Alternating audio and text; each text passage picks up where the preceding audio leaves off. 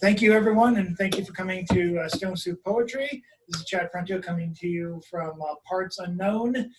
Quick announcements to be made. We have some features coming up in the next couple of weeks. Jamelia Van Dyke Bailey, who came out with a book a little while ago. You might remember her from being the last feature we ever had at the Brew on the Grid, which was a coffee shop located in Cambridge. And she was the last person to perform as a feature there before the coffee shop unfortunately closed and didn't even tell us until 2 days after the fact. But that was an amazing, I don't begrudge them because it was probably some of the best shows we ever had. Jamelia herself was definitely the best show I've seen like the last 5 years, amazing crowd. And she was hot off of finishing her college thesis, her college manuscript, I believe. She is coming to us on June 24th. That's 2 Wednesdays from now. She couldn't do next Wednesday because that's her day she's getting her marriage license. So we can all applaud and congratulate her when that happens. So that's going to be on the 24th. Some of you may have been expecting Alexis Ivey to be performing today, and in case you didn't get the announcements on Monday, she didn't want to do an online feature just yet. She wanted to re-promote. Now that I've gotten all the bugs out of the online open mic system, and at least most of them, we're starting to ask people to feature again, and Alexis Ivey is going to feature on July 22nd, and I'm hoping to get some more people to feature in between then, and hopefully someone next week. My big dream is that we get Yuri Hospodar to come back and feature. Yuri is a longtime friend of Stone Soup who performed with Jack in the 70s and 80s. He's currently in the literally down under these days, so to have him come and feature for us would be a very rare treat. He wants to come do an open mic before he decides to do that. So I'm excited and hoping that he takes us up on the challenge tonight, but hopefully soon. And without any further ado, because some people are on a tight schedule, we're going to bring it over to the person who's been our signature opener, because she's always, sometimes she's here before me.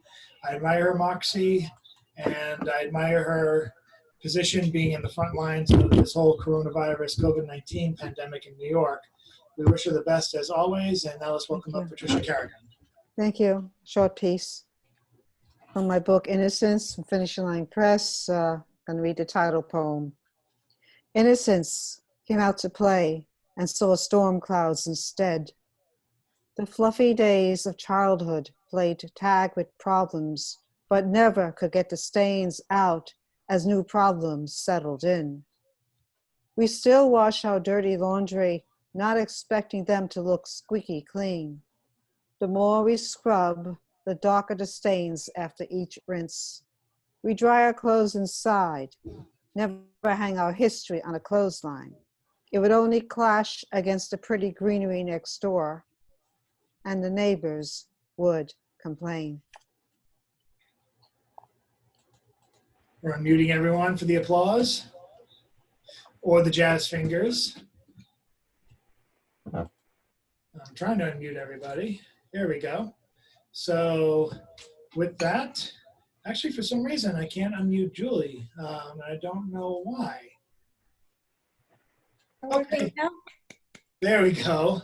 That's weird. I don't know what happened there, but hopefully, yeah, it's been a weird situation with these with the commands, but hopefully, let me see something. So I'm going to allow participants to unmute themselves in case there's an issue.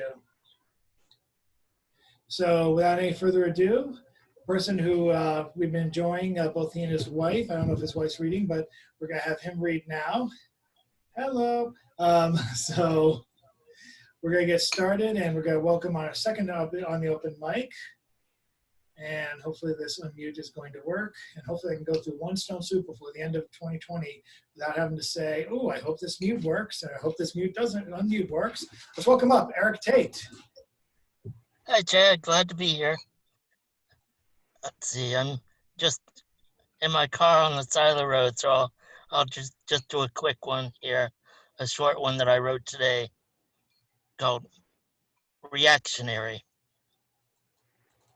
Violence begets violence becomes a chicken and the egg scenario of who wronged who first, with each lobbing the same platitude at the other. Thank you. And hopefully I'll be around for the round 2, but maybe if I can get home in time, it'll take me about an hour to get home. Above But all, stay safe. all right. Thank you, guys. Above all, stay safe. And moving on from Erik, lovely Erik, to our third participant. Who do I have that is written down? Oh, yes. I have not seen him for a while. Last time I saw him, Stone Soup was still at the Out of the Blue. And that was a while ago. So it's great to have you back, Mr. Angelo D'Amato. Let's hear your poem. Yeah, hey everyone. I haven't been here for a while. I usually have something on Wednesday nights, but the pandemic started. And also I haven't really written poetry in a long time, so this is the first thing I've written in months. I'll be reading the first part of a long poem called Apocalyptic Fumes. It's still a rough draft. I'm still working out some kinks.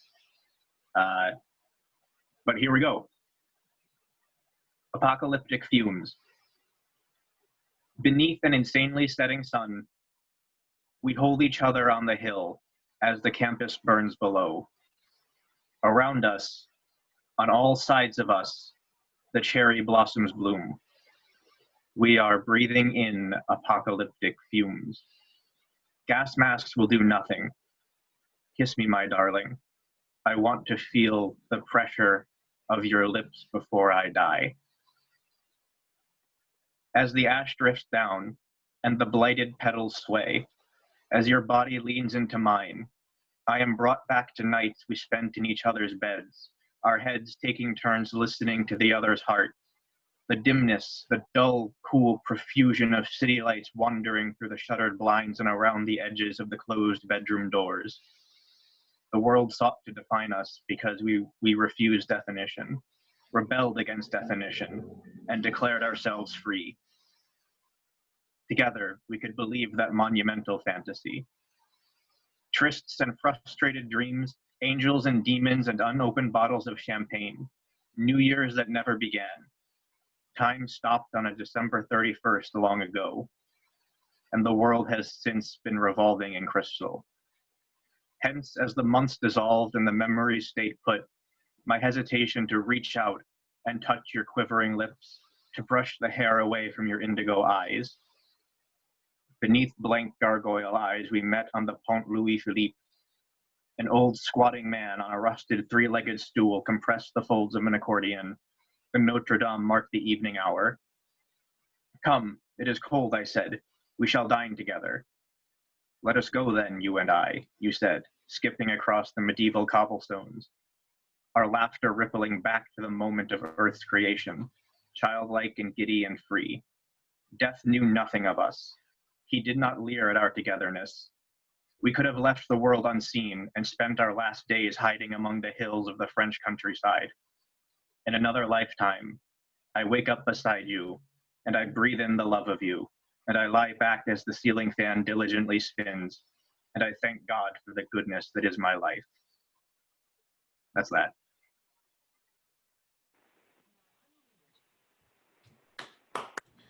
Thank you very much. Jazz Fingers, any approvals? Give them now. All right. I love the Jazz Fingers thing. We got to make that a thing even when we get back to Stone Soup and a legitimate location, physical location. All right. Thank you very much, Angelo. Hope you stay for both round robins. I'm going to mute everyone again. I'm going to bring us now to, yes. I don't know if any of you have caught the Stone Soup videos on YouTube, but they are worth listening to, and thanks to this man, they are worth watching on occasion, because this person has way too much time on his hands with the ongoing apocalypse in progress. And I wish I had his time, because I need to do something with this background too. This person does a lot. So for those of you on the phone, I pity you, and I'll have to show you what he's been doing the next time you come to Stone Soup in a physical location. For the rest of you, get ready for Mr. Bill Lewis.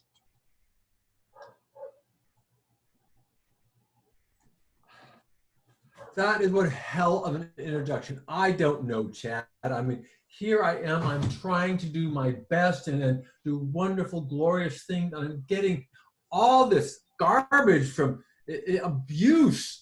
I am trying to It's be not abuse. creative. It's and not make abuse. This is praise. everybody feel happy and joyous and do something that they'll enjoy. I mean, oh, what the hell? Okay. Louise! I exclaimed. She brightened and turned, and that fanned the flames. High five to the rabbit-eared girl with a smile and a laugh. It never occurred that this might be a gaffe. My machine made them buttons, so the kids were all psyched. It rubbed off on me, and I am a fright. But teens making buttons is always a blast. They'll sell to their friends. They'll sell out quite fast. So I came with equipment, and I settled right down to watch the kids work, turning round after round. But that girl with the pink ears, what a sight to behold. Any girl who will wear them has got to be bold. And true to her namesake, this girl had opinions. She gave all the orders. Her friends were her minions. They stamped out the buttons with laughter and joy and left me a sample to take home as a toy. As for Louise, well, that girl with the ears, she told silly jokes and we all broke out into tears. She had her own name, but Louise was enough. She knew what she wanted. That girl, she was tough. The evening was finished and the parents arrived. The kids all departed, slapping me a high five. And Louise with her ears and Louise with her smile made my efforts seem joyous, made my efforts worthwhile.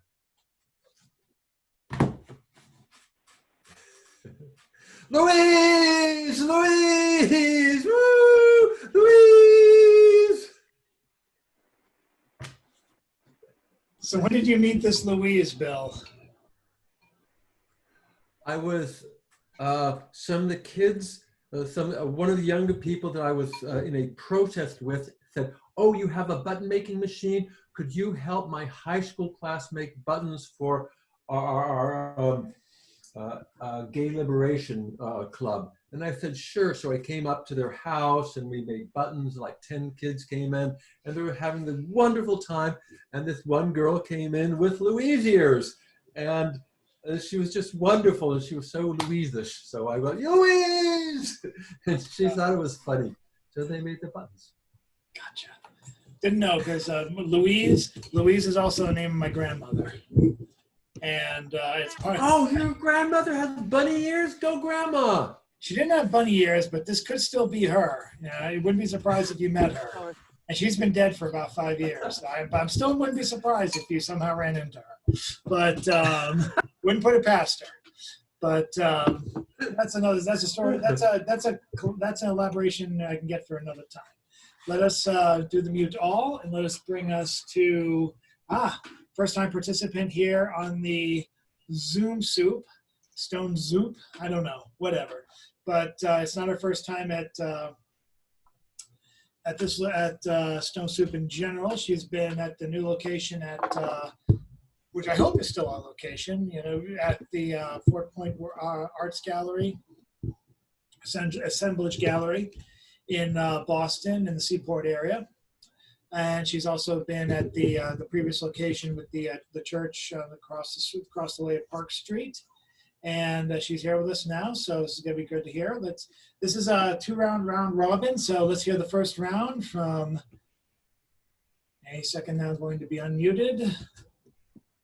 Me? Julia Vogel, yes. I've written a bunch of stuff, but I just want to read something that I wrote about how I feel about coronavirus times. Go ahead. It's called One-Way Street. I'm caught in a one-way street. It doesn't matter how carefully I place my feet. My feet still start to bleed. We talk about salvation and humanity, but all I see is deplorable insanity. Even the mentally ill know how to read. To read the difference between the wrong and the right. How to escape the darkness and enter the light, knowing that it is worth the fight. Your diagnosis doesn't define me. The road is so much longer. The battle is so much harder, but it really shouldn't be. It seems that we get rewarded for our suffering, for it is the good people who finish last. I'm caught in a one-way street. Despite my efforts, could the rug be pulled from beneath my feet? Will I suffer an agonizing defeat? Will we all have to relive the past, even if it wasn't in our own grasp? Is the end near? Is it humanity that I will have to fear? I don't understand the behavior of the mass. Sometimes my life is like walking on glass. Will I turn out successfully? Or will I become my own burden to be, caught on a one-way street? Thank you, Julia. So did I. Thank you very much, Julia. We'll get you for the second round of the round robin. Actually, from what I'm looking at with this from the viewer, it's more like a rectangular rhombus robin. Rhombus robin. That might be the catchphrase from now on. But anyway, let's welcome up next our another first-time participant and a first-timer to Stone Soup. So let's welcome up Aru. And hopefully the unmute button will activate any second now.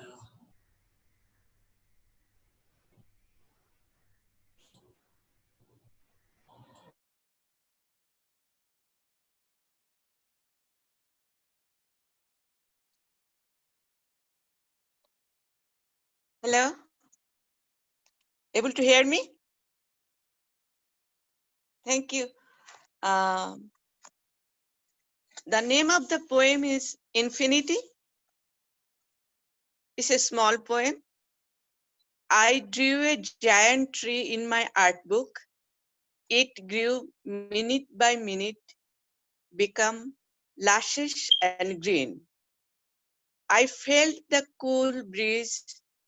I saw flowers blooming, birds sang, and nice shade helping animals. Looks like a plan giver. Now I planted the tree in my heart and gave him a name, Infinity. And I usually love to draw when I write, so I draw this one when I wrote this poem. Thank you. Oh, thank you. Thank you, Aru. Hope we can see you live sometime when Stone Soup resumes its regular live meets. Although Hebron is a ways away, maybe we can do it. Far away, yeah. Well, who knows? Maybe we'll keep the Stone Soup readings going in some capacity online in the future. But that's a conversation for another day. We're going to mute all, and then I'm about to unmute the next person on our open mic. And you might be noticing the phone icons below. That's because we do have people who are don't have computers or might not be as web savvy or just maybe a little bit of both. And who wants to buy a laptop nowadays? So we are going to, so we've been inviting people to come by a phone, and hopefully David Agee and Martha Voss will be coming back to us in that way. But for now, we do have our regular phone guests, Nancy Dodson and Carol Weston. First up is Nancy. You're good to go, Nance. You want me, did you say Nancy? What's that? You want me to read, Nancy? Yeah. Yes. All right, I will. Greedy Beak, the blue jay. Looking out the window, I saw a blue jay predator who stood over a petite field mouse, pushing it down, up, down, up, down, up, down, with its beak until the tiny mouse was dead. Then it took it in its beak and flew away. Greedy Beak had done his work for food that day.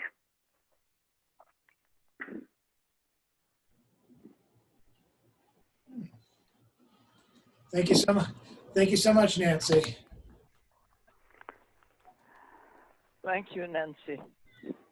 And now we'll do a mute all before we transition over to Our Lady Queen of Stone Soup, the lady I like to call her Our Lady Queen of Stone Soup. You know most of you already know who I'm talking about. The only person I could be. She's been with an injury for several. It's got to be almost, I think, 2 months now. It feels like it's been. But she has been a trooper, and I've been able to connect her via her rehab room. So she's never fully alone. She's got her poems in her head, and she's got us to share them with. So let's welcome up Carol Weston. Hello. I was asked to write a poem for the anti-racism the anti-racism musical conference in Lexington, and so I remembered my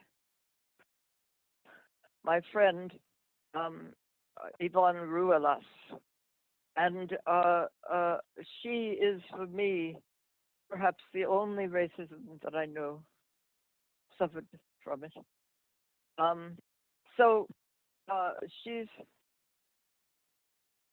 She's a protege of Jonathan Kozol, who was fired from the public schools for his fourth grade students. They loved the Ballad of the Landlord by Langston Hughes, and so he accordingly got fired, and that was good because it was his first book, and let me see. So at one time, Yvonne said to me, Jonathan has written a book called Rachel and Her Children, and it's dedicated to me, but please don't tell anyone. So here I am. And so here's another one. Fire in the Ashes, 25 years among the poorest children in America, dedicated to Yvonne by Kozol. Anyway, I was I was tutoring at the Commonwealth School when Jonathan Kozol brought Yvonne to read her poems. Yvonne, was it your mother who prevented you from marrying at the age of 12? Could that have affected your whole life? Yvonne, you knelt beside the bed in Virginia, about to give birth to your first illegitimate child, the wonderful Dean. What man friend in Boston lay on the mattress while the three children, Angie, Johnny, and Arnold, jumped on his stomach? You opened your scrapbook that day to Jomo Kenyatta, and I was deeply moved.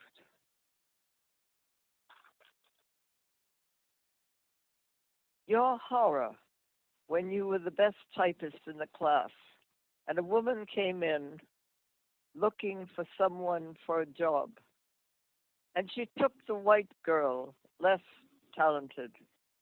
That was when you decided to go on welfare for the rest of your life. How great it was when the 16-year-old Fanny Howe, whose mother started the Poets Theatre in Cambridge, got you to read your poems at the Illustrious Poets Theatre? Why, in later years, did you phone me and blame me for the ships that brought the slaves?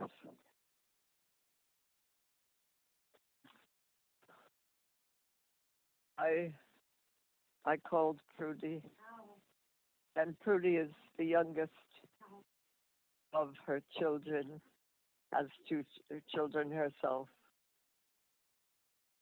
Yvonne, at the end of your life, you were at peace with God before your death, Prudy said. Thank you. Very good. Wow, very moving. Thank you for sharing. You're very good, Carol. Thank you so much, Carol. We're going to move over to, let's see, we got a couple more people before this round robin. This round is finished. And our next person up on the open mic, let me mute all before I bring up writer, poet, photographer, and hopefully the photographer of my book for my book cover. Well, he is the photographer for my book cover, but hopefully the book will be out later this month. Let's welcome and thank, as always, if I can unmute him.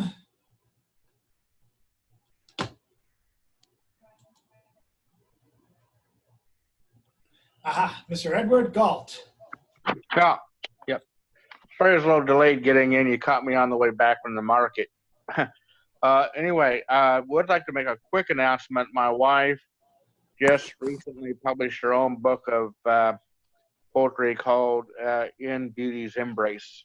And you can get that on Kindle and Amazon if you wish. So that's by Karen Scalani Galt. So she's just come out with her new book. And for those who don't know, who haven't checked out the Stone Soup Facebook group, I put a link to the Amazon page where you can get all of Karen's, the wide array of Karen's books on Kindle. Thank you very much for that. Now, for some of my own work, this one is called The Sip. I gave Dad the beer, having sneaked a sip myself. He was occupied by the game and wasn't going to miss one drop. And then the man appeared on the TV with that saw that could cut through cinder blocks. But you had to order now because there was a limited supply and it wasn't available at your local retailer. Dad loved this commercial and he needed a laugh because the captain of the team fumbled the ball at the climax of the game, costing us the championship. By the way, he said, I saw you take that sip.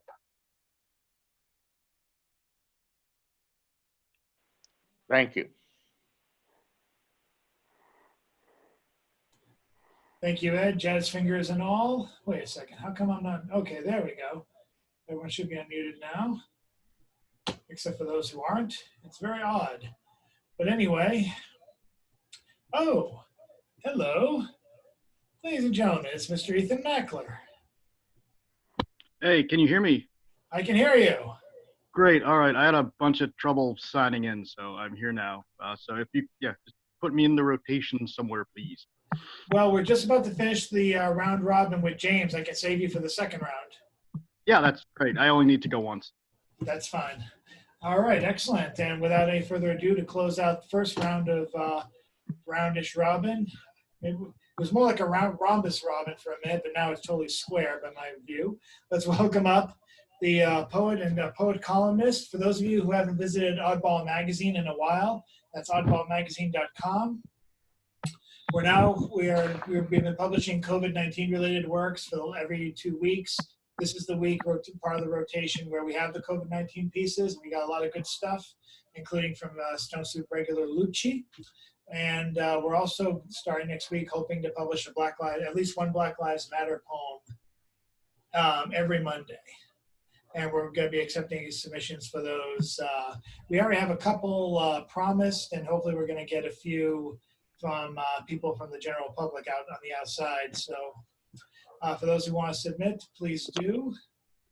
And if you know anyone who is actually a person of color that would like to submit as well, sometimes my reach is not as far out to all sides as I would love it to be. I do my best.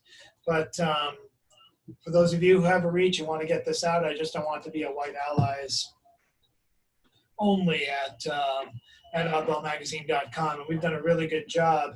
I didn't send out a newsletter last week, but I do encourage you to check out the Stone Soup. Check out the Oddball magazine from last week, where we had an immense number of Black artists, including Jordan King, our own Dexter Roberts, and many, many others. So it's pretty fantastic. But this person his column is every Thursday morning at 11 without fail, and I appreciate his contributions on an ongoing basis. And he's been doing this for about 5 or 6 years now, so I'm very appreciative. Let's welcome up next. Let me make sure we get him unmuted.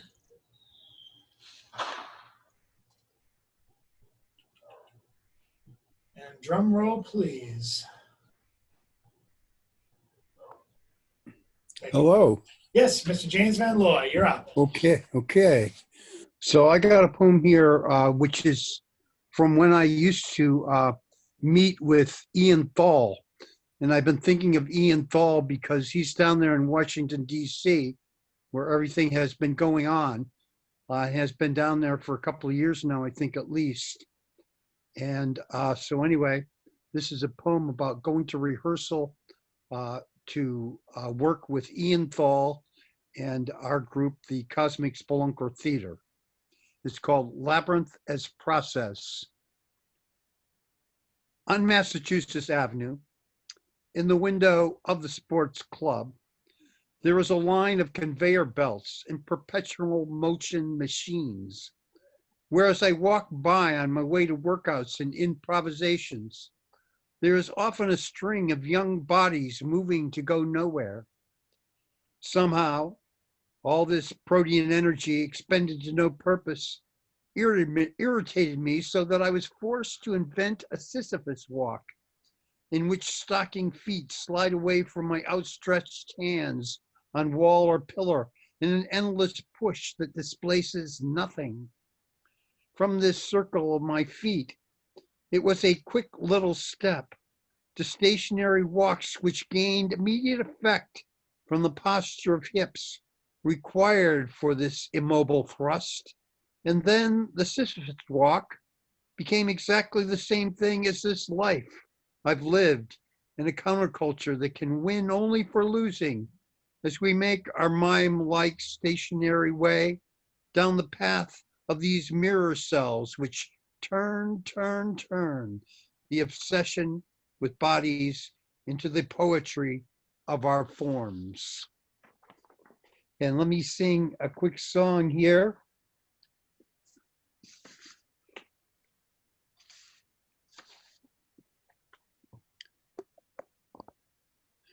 Picture you upon my knee, just T for two and two for tea, just me for you and you for me alone.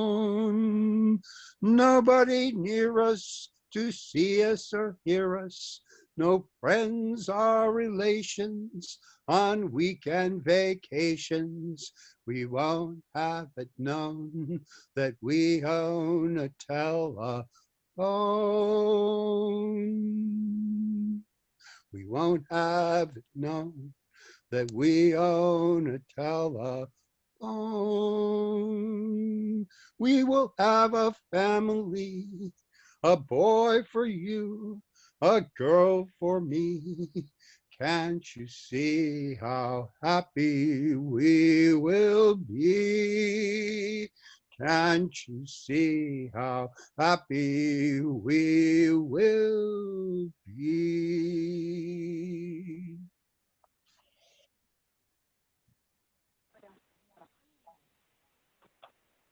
Oh, well, thank you. Thank you.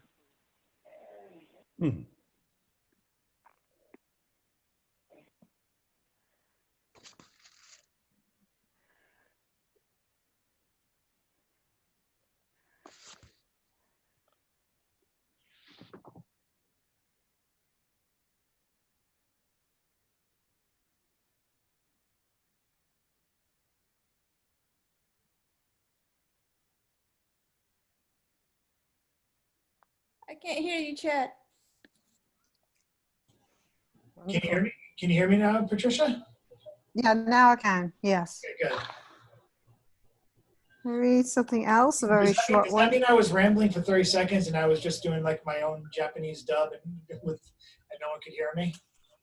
Yeah, I can hear you. Good God. All right. Going to read a very short one. It's cat related. It's called The Four-Dimensional Man. The four-dimensional man contains four ideas, 4 times his squared root.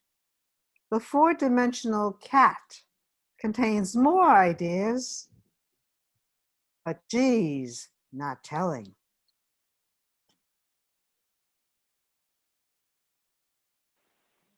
Yeah. That was almost haiku. Yes. Very nice. And I'm going to see if Mr. Tate, are you ready to go? Would you like wife lick a turn? All right, it doesn't look like they're able to hear us. So I will hopefully, oh, someone's here.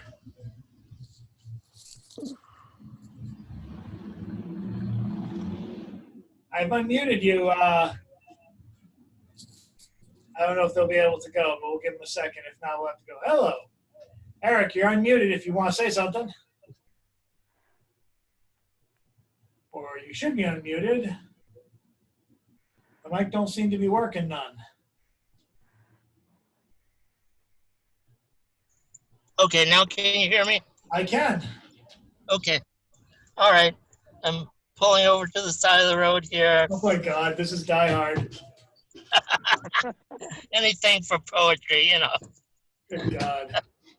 All right, I'm gonna unmute everyone else while you prepare. I'm gonna try and do it one at a time because we have few enough people, and for some reason the mute all, unmute all is not being very kind to me. But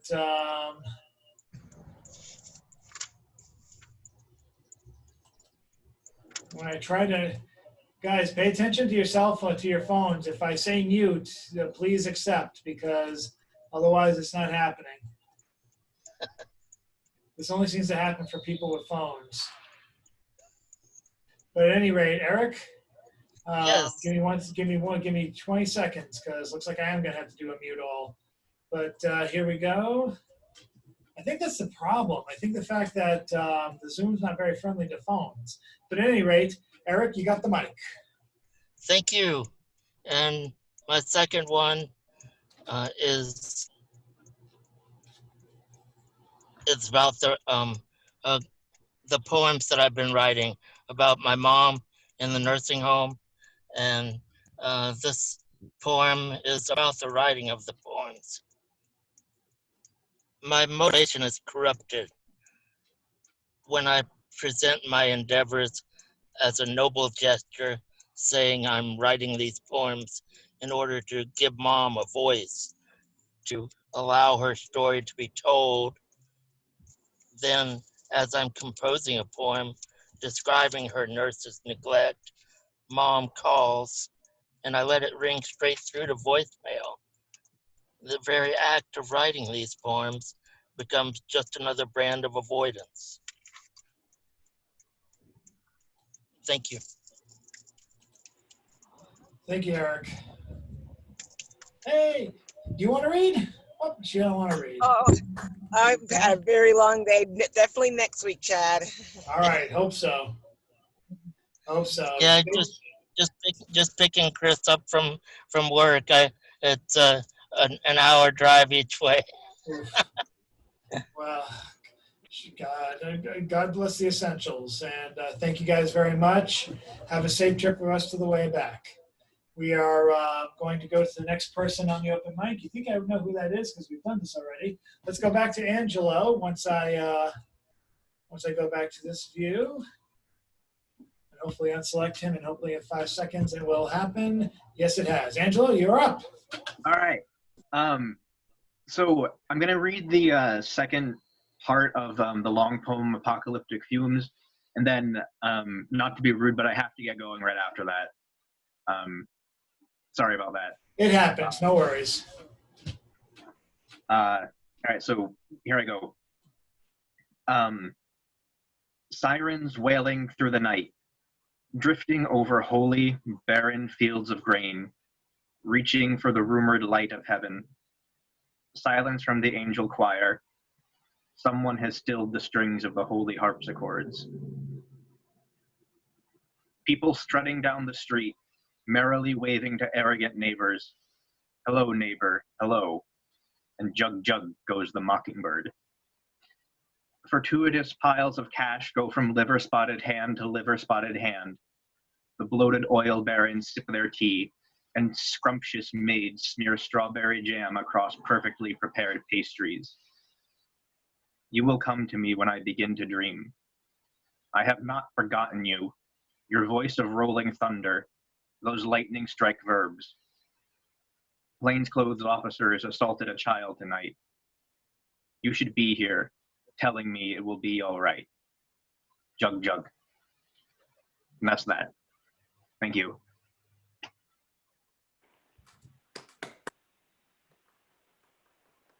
Thank you, Angelo, and have yourself a good night. All right, yeah, you too.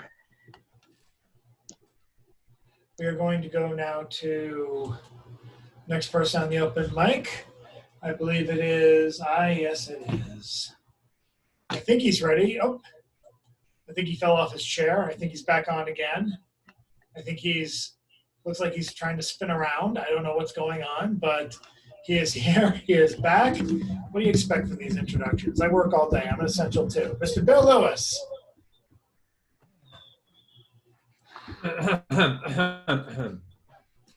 First of all, I was attempting to show everyone what a wonderful new invention they have here. I mean, I was going to show off this beautiful little camera that is my web camera that makes me look so beautiful now. And I wanted to brag, like, look at how gorgeous I am. Wouldn't you like to look pretty like I am? And that had nothing to do with anything, but your evil twin looks handsomer. Ah, that is Fire right there. That is my kitten, Fire. So Fire was, yeah. Okay, so I thought I would change my backgrounds. This one's for you, Carol Weston. I don't know why you mentioned him, but there he was. He was in your poem. Right behind me, that is my home. That is Mandera, Kenya.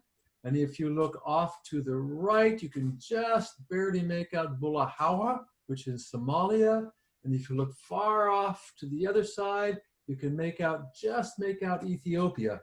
So that's where I was living. So I didn't meet Jomo Kenyatta, but I actually heard him speak. The great Mzee came and spoke to us, and it was like, whoa, the greatest man in the world is here. So that's for you, Carol. I thought you would appreciate knowing that. And as for poetry, I was obsessing about the fish. And so, how doth the little crocodile improve his shining tail and spread the waters of the Nile on every gleaming scale? How happily he seems to smile, how broadly spreads his claws and welcomes little fishies in twixt gently smiling jaws. And I think you know who that is by.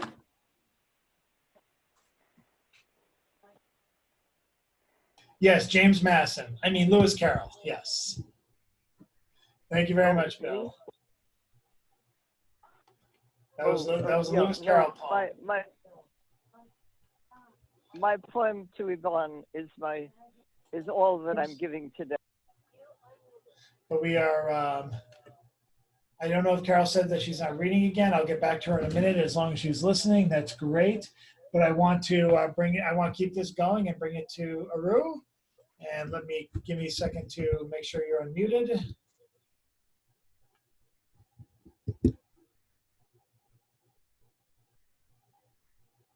There we go. You are unmuted. Aru, you have the mic. The name of the poem is Poet, Wheater, and Me. When I stepped into the Haverhill Library, the Wheater name struck me. I knew that name from my childhood. Somehow I have landed here, where the very famous poet Wheater was born. I have always loved poets, and I felt I am in the right place and at the right time. After that, I never saw Haverhill as a shoe city. And this is the picture of the shoe we usually see everywhere. So thank you. Thank you. Thank you very much, Aru. I hope you come back for other meets. We're going to be doing this every Wednesday for the near future. And check out Oddball Magazine. If you have a website, I'm assuming you do. If you have a computer, which you do, on your phone, and check out the Stone Soup Facebook page. Because I'm going to be posting a lot of stuff and a lot of call for submissions. There's a lot of stuff going on in regards to the pandemic, and of course, with the Black Lives Matter protests, we're trying to represent all of that, and so are other publishers. So anyone who's interested, keep on join the Stone Soup Facebook page, and keep a lookout. I don't have a lot of affiliations with these people. I'll be submitting the same as all of you will, or hopefully will. And with that, we're going to bring it over to. We have next. Ladies and gentlemen, I'm welcoming back Miss Nancy Dodson. Little doggy, I miss you, little doggy. I miss you, yes I do. And when it comes to time to bite, you wouldn't you? I feed you in the morning and take you out in the afternoon. Come play again, dog bites this time, and wishes you wouldn't too. So I'm glad you did, little doggy. Thank you very much, Nancy. Woof, woof, woof. Oh my impressions. There we go. Let's bring this now to Carol. Did you say you were passing this round, or do you have another poem? That's right. No, that poem to Yvonne Ruelas was it. Okay. I can't do anymore. I totally understand. I will. I'll mute you, and you can be here for the rest of the reading. And let's see. We have of course the return. Oh hell no! I just realized I've got to, before I go to Mr. Gentleman Galt. This is how bad my eyes are and why I need lights on when I read these things. Julia Vogel, you are up next. Hi. So this is a poem that I wrote in response to on and off harassment by strangers in my neighborhood. It's called Unredeemable with a question mark.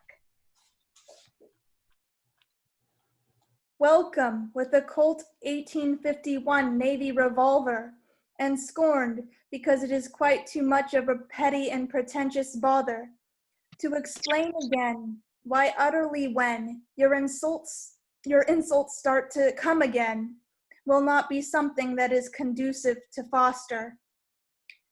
I love myself. I love who I am, but that is not something that you can understand. You thrive off hurting the angels and lifting up the damned. And I would stop it if I can, but I am trapped inside this corrupt land. You pretend to be humiliated, but then do it again, like hurting innocent people is your only friend, and I'll be damned if you do it again, because the peace inside is my only friend, and all that you want to do is strip it from me again, in your selfish plan to destroy my zen. I'm not sure if you are a sadist or a sociopath. Do you quite know the damage of the aftermath? Is it that you know but you don't care and you get off on your wrath? Because hate and torture is all that you hath? I will continue to cut you down till you realize this is not right, but I fear that your redemption is out of grasp and out of sight.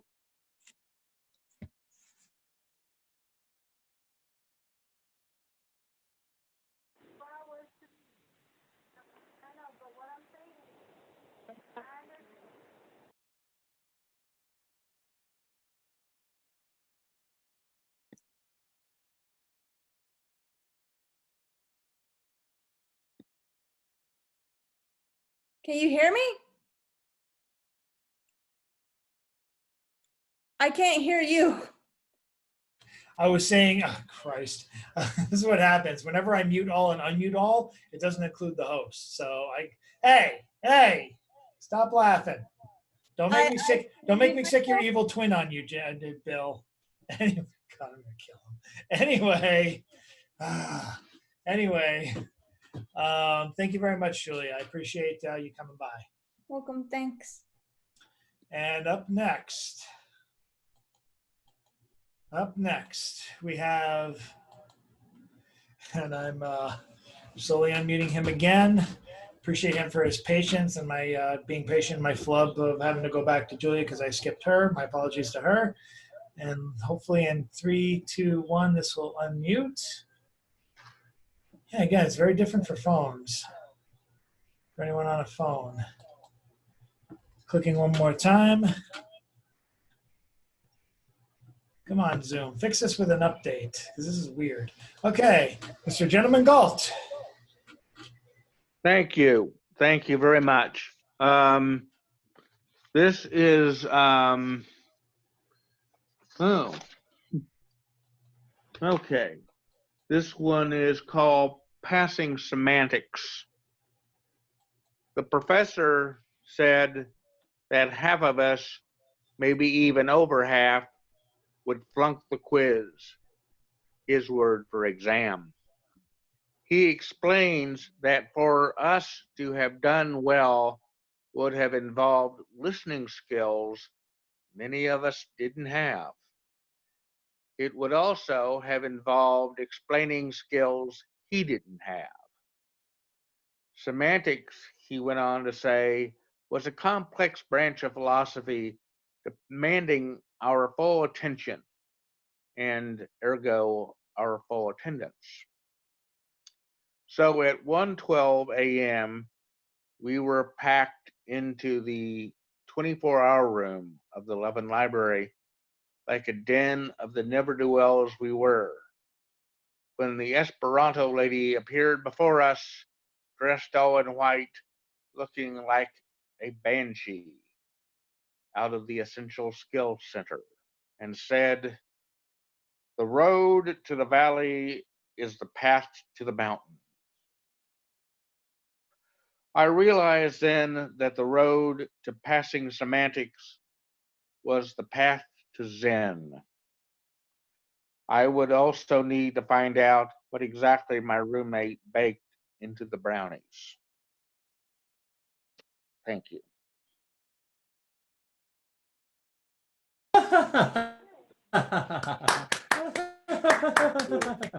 Thank you very much, Ed. Thank you. Baked into the brownies. All right. Yeah. We are, before we go to Mr. James, In a way, this is almost a double shot, and I apologize, but I do want to keep on participating. You'll see why this is a double shot, not because I'm going to read 2 poems, but because of what's going to happen after I read. I have a kind of advance notice of it, but I do want to keep on the tradition of reading my Stone Soup Croutons poems from the week before.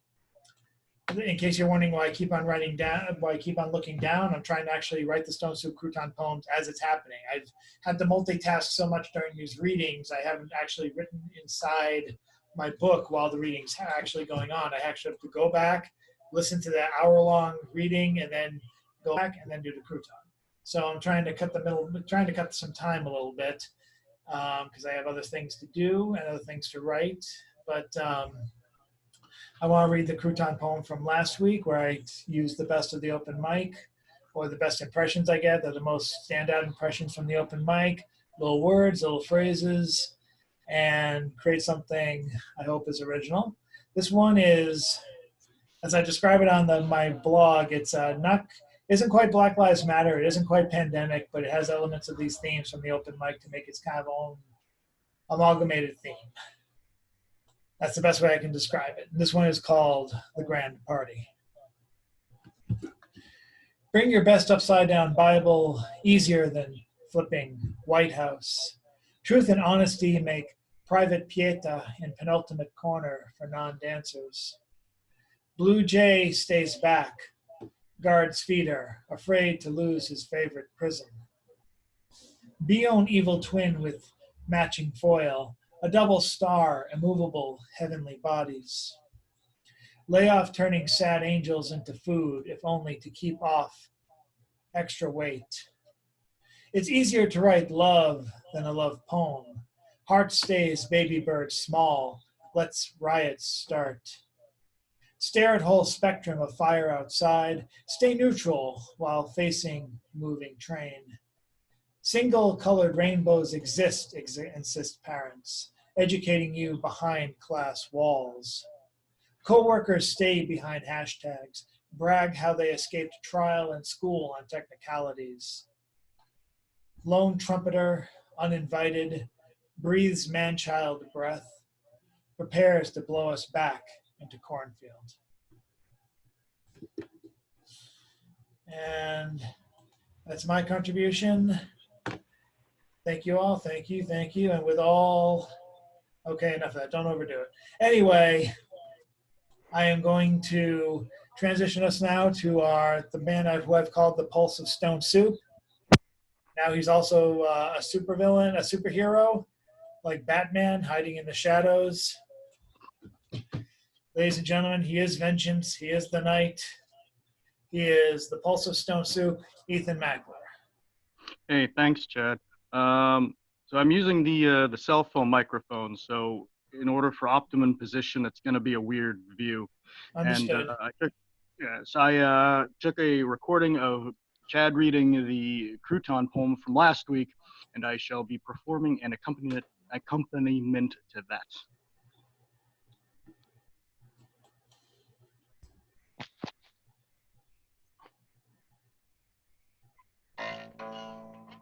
Can you hear that? Yes.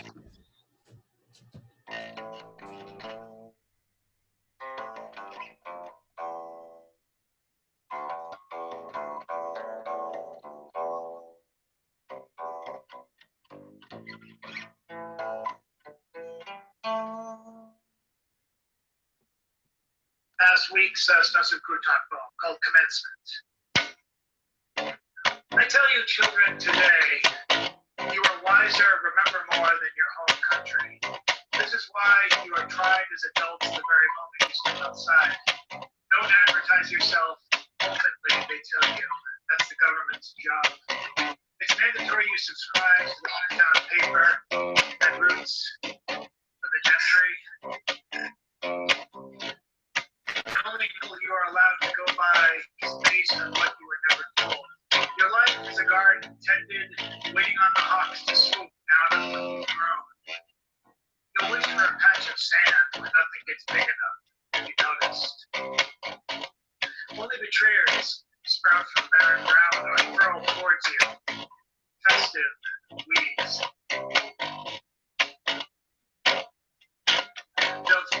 falsify your own life on the pages of your flesh, lie in proof your casket. Those that want you pushed below the waterline are not your friends. The whole heel you keep holding up between your hide doesn't know your name. The little things mean a lot, but keep you in your place. Ask yourself this: can you live in your skin for a week? You'll do better than most in prison. If you're walking in the desert and there's a turtle in the sand, leave it. It's a sci-fi reference meant to distract my mind. If there's a hippopotamus, please call the police. Thanks for that, confused already? Just wake up and walk away from where you are. You don't have to be trapped in a convent to be willingly unhappy. The ghosts that haunt you don't have to be anyone you know or like. They need you now to save society and Earth, but do it on your time. They brought it on themselves to wait till you came on to wipe the roaches off.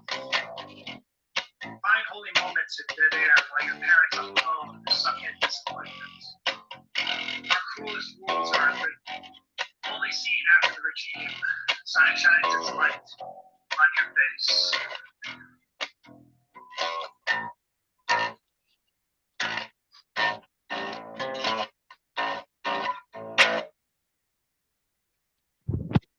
That's it.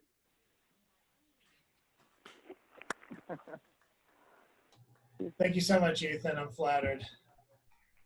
I am, and I'm appreciative. We'll have to do, promise me we'll do that one live if we ever do make it back to the gallery. Well, if anyone wants me to use theirs, because I don't really write, so I'm appreciative of any recordings of anyone if you want me to do anything to it. So That's awesome. Hit me up. Do you have your own recording equipment? No, I do not. Ah. Well, just this primitive stuff. But Well, again, we'll have to figure out something when we all get back live. But for now, I thank you, and we're going to go to our final person to round things off. I'm just going to wait for the unmute to take effect, and it should take effect any time now. For our penultimate closer for Stone Soup.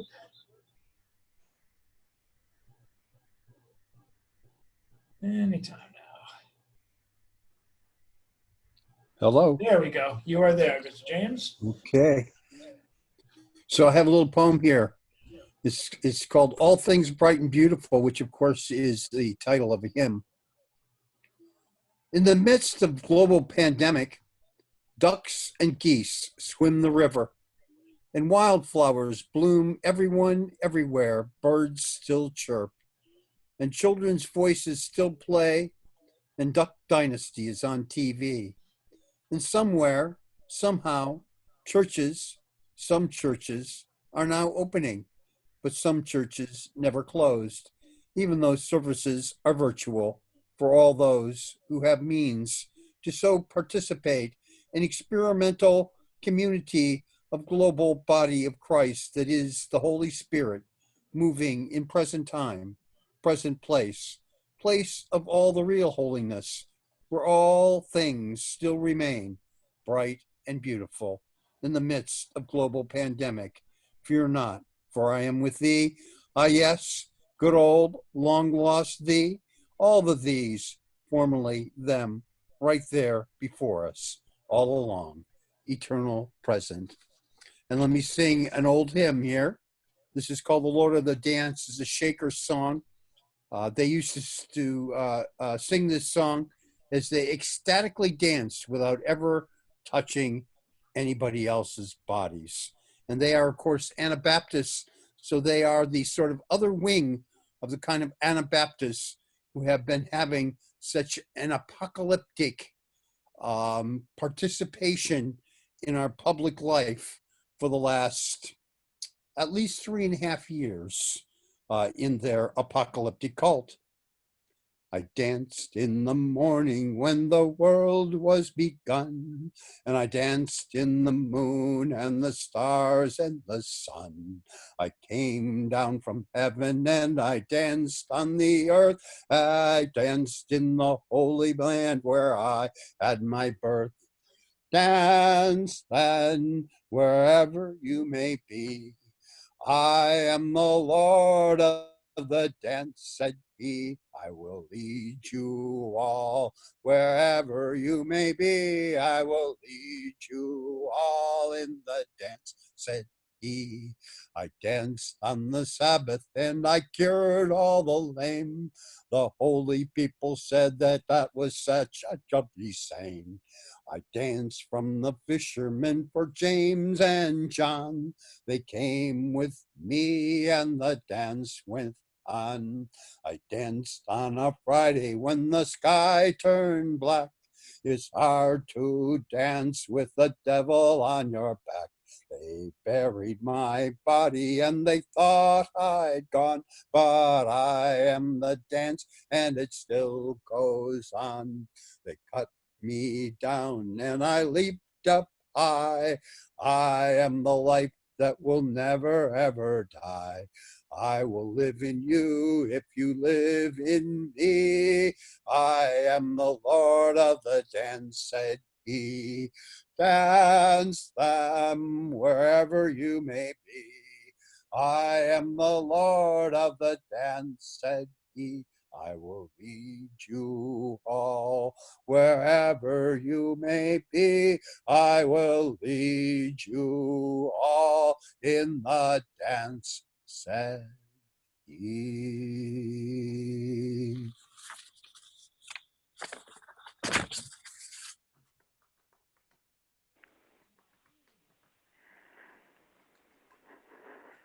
Thank you very much, James. And with that, we're going to call it a night at Stone Soup. But stay tuned for more news. Definitely, if you're interested in getting my newsletter, send me something via Facebook. So most of you can get me on Facebook, or look up my name, Chad Parento, ChadParenteau, and there'll be links to my website, which actually have my email there. Actually, I can just say my email now, chadpoetforhire@yahoo.com. And above all, stay tuned for the Stone Soup news coming up. Jamelia Van Dyke Bailey is coming back to Stone Soup in the next 2 weeks. We'll have Alexis Ivey back on July 22nd, and I hope to have many other people reporting back. Things are kind of crazy out there, and I think a lot of people are opening or want to open much faster than we should, and I don't want to jeopardize a single person out there. So we're keeping Stone Soup like this indefinitely. So I hope all of you stay safe. I hope all of you stay tuned. I hope all of you keep writing. I hope all of you take advantage of the many submission opportunities out there. Consider Headline Poetry and Press, which is New York based. Consider there's an Antifa anthology that's coming out, wanting submissions. I suggest you try and go for that, or pass, at the very least, pass on the word. There's Oddball, and there's a host of more. And hopefully I'll be getting Stone's Throw Zine back up again. But that's another topic for another time. I've already spoken a lot. So now what we do now is we unmute everybody, and we wave to the camera. So we can, so it looks good for the next morning after picture. Ethan, you're fine the way you are. Although I do get kind of a, you're like Batman doesn't wave. Okay. Thank you guys very much. And I hope you enjoy the rest of your evening and enjoy the rest of your week. And again, stay safe and take care of yourselves, and take care of someone else if you can. You too, Chad. You too, everybody. Thank you. Thank you, Chad. Thank you, Chad. Thank you, everybody. I'm thinking about ice cream right now. I need to get some ice cream. Thanks, James, for your hymn. Thanks, Chad. As a wise man once said, the show's over. We see you next time. Ciao for now. Bye. Happy trails. Happy trails, everybody. Stay safe. Bye-bye. Good night. Bye-bye.